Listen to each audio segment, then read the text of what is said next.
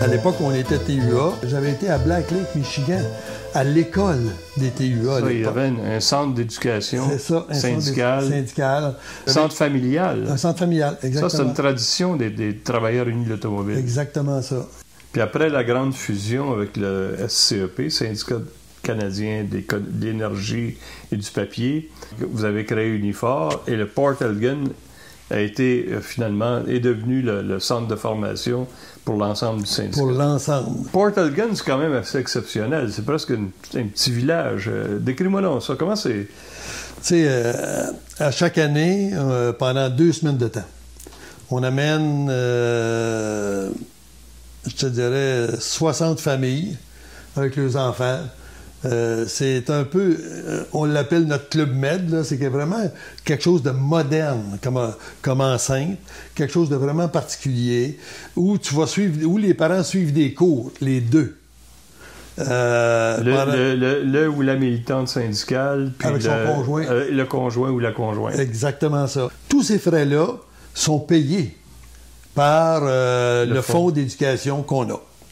Donc, ça nous amène à comment je te dirais, donc les militants, militantes qui viennent là voient que cette organisation-là garoche pas leurs argent qu'en frivolité, ça sert aussi au développement syndical.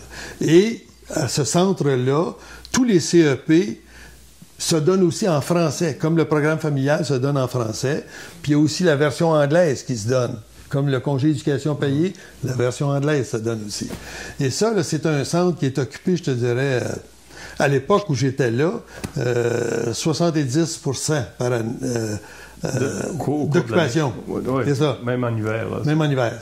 Quand quelqu'un vient de là, puis tu le rencontres aujourd'hui, il va se rappeler de toi à Port Elgin.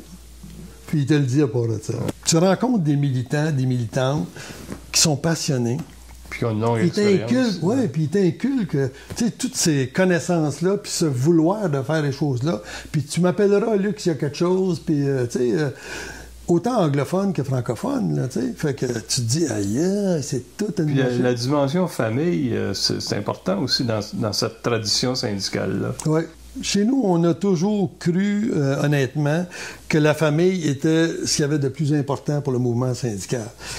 Ça ne peut pas être juste un militant. Un militant est un militant parce que sa famille est avec lui.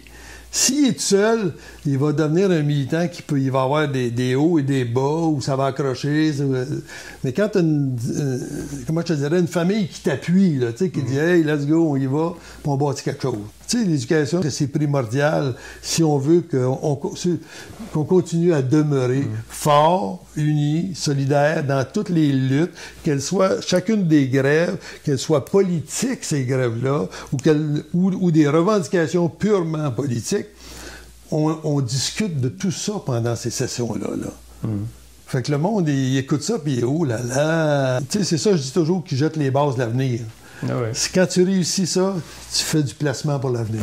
Puis ce qu'on réalise quand on fait ça, c'est quand on les amène à participer, ben ces personnes-là se retrouvent dans leur milieu de travail, puis ils disent « Hey, chez TCA, ça se passe de même. » Dis ça à le syndicat ou à des copains, des copines autour qui ne sont pas syndiqués. Là, Et des fois, ça peut amener une syndicalisation. Des fois, ça peut amener un changement de façon de faire du syndicat dans lequel elles sont pour les amener à faire participer.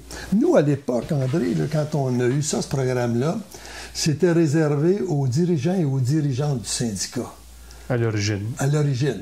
Parce que les dirigeants et les dirigeantes, c'était les anciens du syndicat.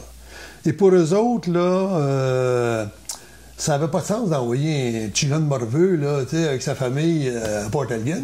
Ça faisait pas de sens, là. Et on a tellement mis l'action à partir des années 75 sur... Maintenant, ça n'appartient plus qu'à un groupe. C'est ouvert à tout le monde. Et là, on a commencé à avoir des nouveaux groupes, des nouvelles familles. Le militantisme a changé. T'sais, la nature... Puis nous, la famille, c'est pas juste dans l'éducation.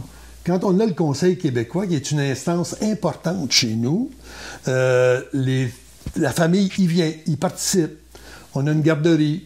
les conjoints sont assis à côté de leur mari au Conseil québécois, puis ils écoutent les débats, puis parlent avec leur mari. « Hey, dis ça, dis ça. » Et ça rouvre des débats importants, puis autant je dis conjoint, c'est vice-versa. Toi, à cette époque-là, est-ce que tu as déjà une famille? Est-ce que tu es déjà marié? Oui, des enfants? Oui. Moi, je me suis marié en 71. Oui. Et on a eu le premier en 73, 74. Fait que on était, tu sais, le nouveau syndicat a été créé en 85, mais la lutte s'est faite avant aussi, là, plusieurs démarches. Donc la famille, moi, Isabelle et puis David à l'époque sont venus pour Port Elgin.